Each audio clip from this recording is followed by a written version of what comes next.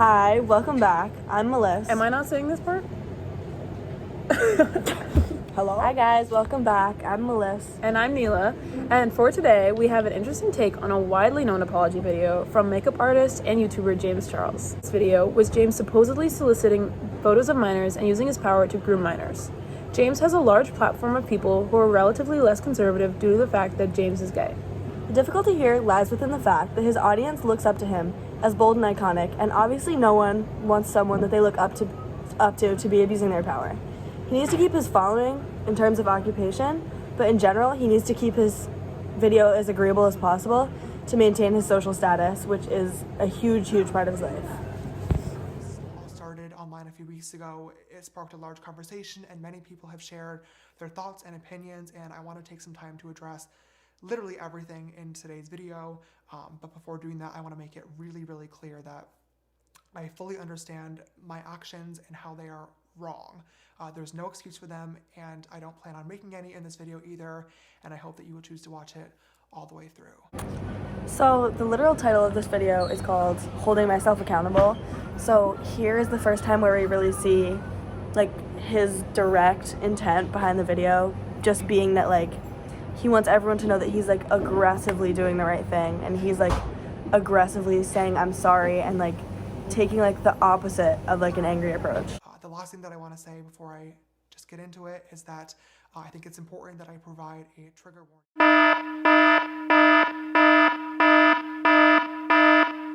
I think it's time that we talk. In case anybody isn't aware of what's going on, within the past couple of weeks, two different people, both under the age of 18, have recently come forward saying that they had inappropriate messages with me on social media. One of them being from last year and one of them being from more recent. In both of these cases, I added these people on Snapchat, asked how old they were right away, was told that they were 18, believed them. So when he's talking about the fact that the guys that he was talking to said that they were 18 and they were actually 16, this is kind of important because a lot of his viewers are in that age group, like of that young age, so it becomes a lot more personal when they find out that he's doing these things to people of their own age. Engaged in a flirty conversation, and then later on found out that they were actually 16. Upon finding out, I was immediately embarrassed and blocked both people. Later on, when I saw them making videos about it and those videos going viral, my immediate reaction, completely honestly, was to be really upset. I wanted to get on camera and film another No More Lies video where I gather all my receipts and all my screenshots and try to tell my side of the story and then just move on from the situation. And now, looking back, that was so stupid because as I did more research on these topics and self-reflected, I realized that the receipts and the screenshots and the specific details of the interaction really don't matter because I fucked up. Okay, so he uses polysyndeton here, like when he says like the receipts and the screenshots and the specific details, like saying that they don't matter, he uses polysyndeton to like kind of drag out that specific part and make it seem like the receipts and all that stuff is like a much heavier thing than it is. Like he makes it seem like everything that I did like doesn't matter. Like he like drags it out and then he like completely sidesteps it. And I needed to take accountability for my actions and most importantly apologize to the people that were affected by them. These conversations should have never happened, point blank period. There's no excuse for it, there's no ifs, ands, or buts, and I take full responsibility for that. I trusted the information that was given. So here he uses a lot of diction by like repeating that like he was really trusting with the people that he was talking to, which is just like victimizing himself again. He talks about it as if like he was put in this position, as if he didn't do it to himself, which he kind of like does multiple times throughout the video, like he said earlier. And so just emphasizing this like makes him look like he's trying to make himself a victim. The research, and that is what is so embarrassing. As an adult, it is my job and my responsibility to verify who I'm talking to, and therefore there is no one to blame for this other than myself. To the guys involved with this situation, I want to say I'm sorry. I'm sorry that I added you, I'm sorry that I flirted with you, and I'm really sorry if I ever made you uncomfortable. So here he's using anaphora to establish to establish like his point, like he's just emphasizing that he's sorry, And he does say I'm sorry like a lot in this video, but like the syntax here of like repeating I'm sorry like over again in like 3 or 4 different sentences, it just like brings attention to like, again, like his greater purpose of holding himself accountable and just like apologizing like genuinely. Completely unacceptable. I was being reckless, and after looking back and finally realizing that this was my own fault, I started doing a lot of thinking and reflecting to really try and figure out why I was actually allowing myself to be so reckless in the first place. So the tone here is really, really conversational, and the register is super low, and I think that just like contributes to him trying to speak to his audience like just truthfully, like no more lies, like that kind of style of video. And also like the fact that he shows his initial reaction and then what he chose to do, he's trying to like show that he has the ability to like make change, I guess, like in his actions, so that like when he says like, oh, I'm gonna change my ways, like it'll make people believe him, like kind of like ethos, right? That's ethos. Yeah. And I also think it's kind of contradictory though, because he has had a lot of scandals in the past. In all other areas of my life, my friends, my business, I like to think of myself as pretty put together and on top of things, and I couldn't understand why relationships were the one outlier. Why were they not working? Why was this area of me so different? And I finally came to a conclusion.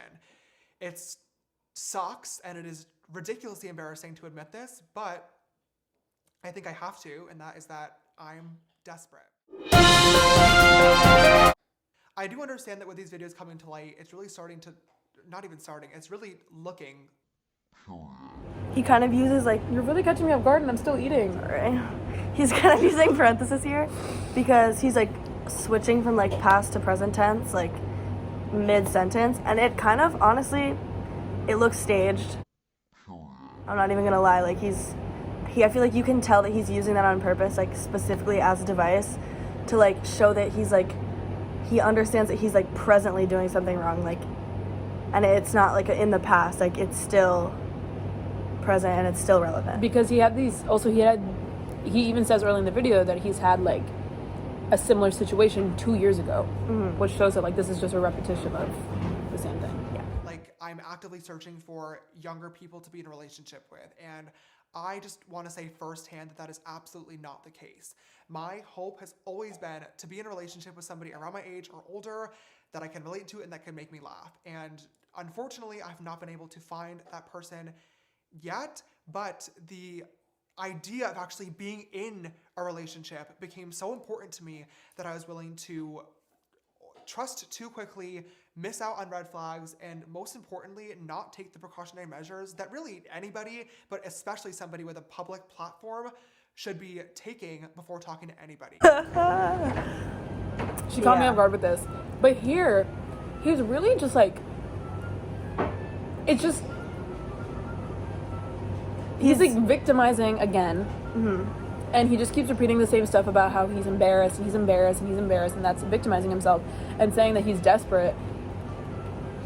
Kind of in a way, like, although he's been apologizing throughout the video, like, it kind of just like admits that like he did what he did, and like he did it out of desperation, and that's the real reason behind it all. And it's also, he said he wasn't going to make excuses, and he does specifically here. Yeah. And also he's using like his use of like a periodic sentence, like he's like saying all these things like, oh, it's ridiculously embarrassing to admit, like he drags it on, and then he like finally like just to emphasize the point that he's like desperate, he uses that at the very end of all this like filler before it.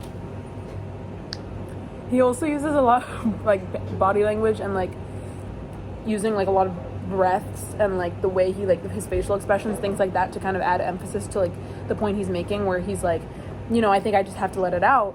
When he says that before he admits that he's desperate, he's making all these facial expressions and breathing, which adds Drama. Yeah. After watching this 14-minute video of monstrosity,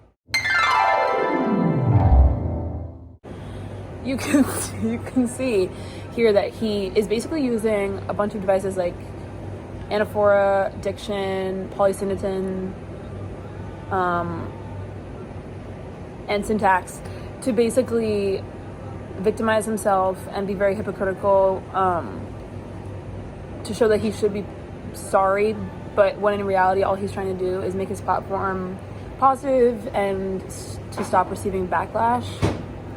And also, I think that, like, rhetoric only works when, like, the audience can't see it, or, like, the audience doesn't know that they're being, like, manipulated, basically.